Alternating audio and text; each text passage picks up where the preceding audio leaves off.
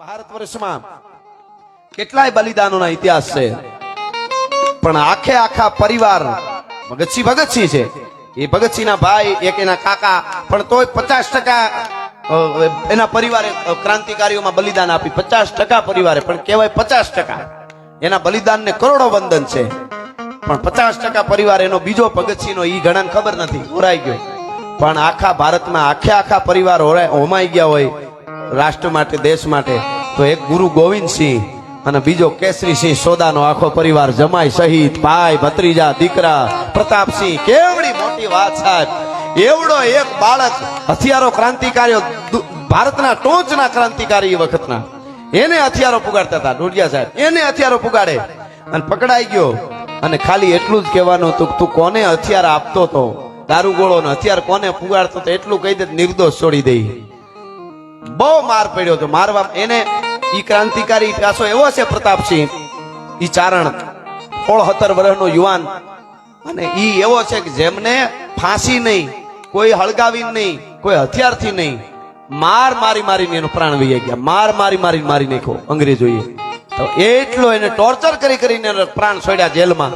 પણ એની પહેલા જયારે એને બહુ બધાને એમ થઈ ગયું કે હવે તા માની જાય, થારું આ જોવાતું નથી, એવો આના ઉપર બોલું થાય છે. એટલે કીધું આ તો ચારણત્વની વાત, આ ચારણનું ફળ્યું એટલે થોડી મારે આ વાત આવે. એને કીધું માની તો મારા બાપુને બોલાવો ને એકવાર, મારા બાપ સુધી આવે તો માનું, તો કહી દઉં એમ. એને એમ કે હવે હું જાજો જીવી ની બાપનું મોઢું જોઈ લઉં. બાપને સમાચાર મળ્યા કે તમને મળશે ને તો એ કહી દે ક્રાંતિકારીઓને હથિયાર કોને પુગાડતું તો એના નામ દઈ દે. ટ્રેનમાં મળવા એક જેલમાંથી બીજી જેલમાં પ્રતાપસિંહને લઈ જતા હતા, ની બાળકને ટ્રેનમાં મળ્યો બાપ. હામું બે જોયું અને નીચે જોઈને સેજ આંસુ આવી ગયા. તો હજી તમારો દીકરો જીવે છે, કેમ આંસુ આવ્યા? તો કે લાશ છે, હવે જીવશે નહીં. કે પણ માની જાય તો અંગ્રેજ છોડી નાખશે, તમને કેમ અટાણથી લાશ માની લીધી? એ માની જાય તો અંગ્રેજ તો એને છોડી જ દેવાના છે, તો નહીં મારે. એ કે મારો દીકરો મરી ગયેલો છે. કેમ? માની જાય, નહીં માને તો અંગ્રેજ મારી નાખશે. મને ખબર છે મારો દીકરો નહીં માને, હથિયાર કોને પુગાડતો તો તો અંગ્રેજ એને મારી નાખશે. નહીં માને તો હું મારી નાખી. આ તમને વચન આપું છું, હું ચારણ છું. ભલા માની જશે તો હું મારી નાખીશ, નહીં માને તો અંગ્રેજ મારી નાખશે. માની જશે તો આ ચારણ મારા દીકરાને હાથેથી હું મારી નાખી. ભલા માણસ વિચાર કરો તમે. એટલે માની જાય તો હું મારી નાખી. પણ ઓલો કઈ માનવા બાપનું મને તો મોઢું જોવું તું સાહેબ. પ્રાણ છોડી દીધા જેલમાં. मैं चारण हूं, मैं नहीं बता सकता कि मैं किसको हथियार भेज रहा था. તમે વિચાર કરો. એટલે આખું પરિવાર હરરાજી થઈ. એના એ ગરાહદાર હતા બારહટ, એના આખા જેટલું સંપત્તિ હતી એની હરરાજી થઈ. એના કાકા પ્રતાપસિંહના કાકા જોરાવરસિંહ જંગલોમાં ભટકી, આખો પરિવાર. અને વચ્ચે એક વાત ઈ કહી દઉં, છાત્રત્વ માટે પણ બલિદાન કહેવાયા આ ચારણનું. શું કામ કે કરજન વાયલીએ જ્યારે દિલ્હીમાં એક મોટો પ્રોગ્રામ રાખેલો, અને એને એવો પ્રોગ્રામ રાખ્યો, અંગ્રેજો તો બુદ્ધિશાળી હતા, બુદ્ધિથી કામ કરતા હતા. એને એવો પ્રોગ્રામ રાખ્યો કે દરેક સ્ટેટના મોટા રાજાઓને અહીં બોલાવવાના અને સ્ટાર ઓફ ઇન્ડિયાનો એવોર્ડ આપવાનો, એનું સન્માન કરવાનું. આવો પધારો મહેમાનો, પધારો.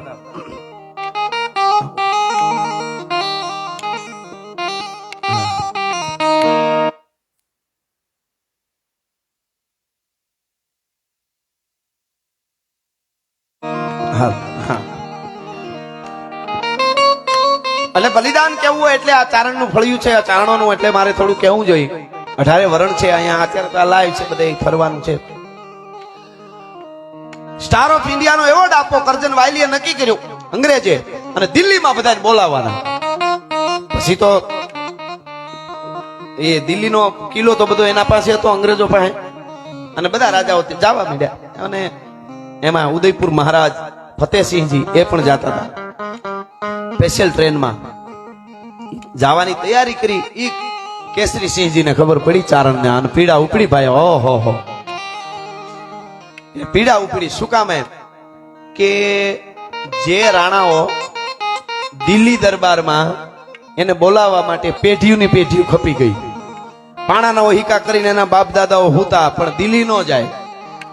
ઈ ભલે જાય છે સન્માન લેવા માટે, પણ એ તો અંગ્રેજની બુદ્ધિ છે. અંગ્રેજનો કોયડામાં આવી ગયા છે, આ બુદ્ધિના કોયડામાં. એક અંગ્રેજને કરજનને ઈ જ હતું એકવાર ઉદયપુર સ્ટેટના ફતેહસિંહજી અહીંયા આવી જાય, ખાલી ભલેનું સન્માન કરું, પણ દુનિયામાં કહી શકીશ કે મોગલો નહોતા નમાવી શક્યા, એને હું નમાવીને દિલ્હીમાં એકવાર લઈ આવ્યો, એને અંગ્રેજને સાબિત કરવું હતું. અને એટલે અહીંથી સ્પેશિયલ ટ્રેનમાં જવાની તૈયારી કરી. એના તો માણસો આખો રસાલો હોય ભેળો.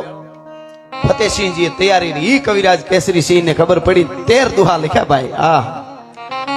ચેતાવની ચુગઠિયા એવું નામ આપ્યું એમનું, અને 13 દુહા લખ્યા. ચિત્તોડગઢની આગળ કોઈ રેલવે સ્ટેશનમાં કોઈ માણસને મોકલ્યો, એનું નામ હું અત્યારે ભૂલી ગયો. કાગળ આપ્યો, કાગળ હાથમાં લીધો. બધા દુઆ યાદ નથી મને, પણ હું આપને કહું. હા, કેવો ચારણ તો તમે જોજો. એ દુઆમાંનો એનો અર્થ એવો થતો હતો કે હે ફતેહસિંહજી, ક્યાં જાશો તું દિલ્હી જાશો, તારાથી દિલ્હી જવાય?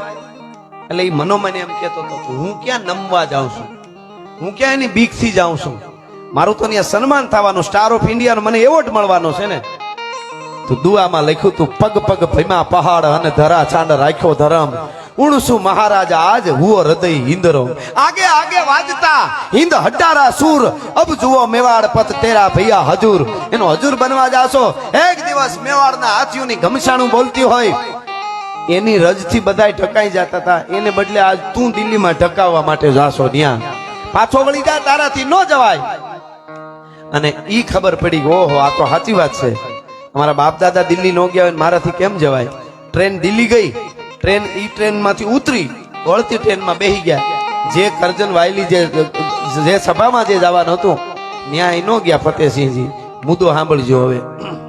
ઈ ખબર કોને પડી? અંગ્રેજને, કરજણ વાયલી. અને કોકે કીધું ચારણના 13 દુઆ જે મળ્યા, એ દુઆ ન મળ્યા હોત તો એ ઉદયપુર સ્ટેટ એ મહારાજ છે એ આવવાના જ હતા. કોઈથી રોકાય એમ નહોતા, બધી તૈયારી હતી. એનું કારણ આટલું જ હતું. કોકે કીધું તમે શું કામ પાછા વળ્યા? ચારણને કીધું આમાં શું વયું જતું હતું? તો કે સ્ટાર ઓફ ઇન્ડિયાનો એવોર્ડ લેવા જો ફતેહસિંહજી જાતા હોય, સ્ટાર એટલે તારોડિયો, તારો. અને એને એમ કીધું કે એ સ્ટાર બનવા વાળા, જવા વાળા, તું સાંભળી લે, તું તારોડિયો નથી, મેવાડનો સૂરજ તારો બનવા જાય, સારું ન લાગે, પાછો વળે એટલે પાછો વળ્યો છે. એ તો સૂરજ છે, તારો બનવા થોડું જવાય. સ્ટાર એટલે તારો, સૂરજ થોડું થવાય. એટલે પાછો વળ્યો. એ અંગ્રેજને ખબર પડી. અને પછી જે અંગ્રેજ જે વાત મેં પ્રતાપસિંહ લઈને બધી કરી, અંગ્રેજોએ આખી સંપત્તિ એની બધી જપ્ત કરી, એનું સ્ટેટ, એનું ઘરા બધું જપ્ત કરીને હરરાજી કરી, અને એક પછી એક યાતનાઓ આપીને આખો પરિવાર ખપી ગયો.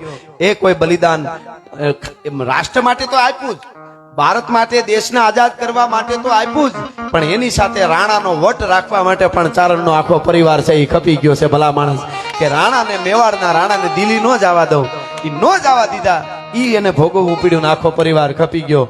એ આપણું ચારણત્વ છે.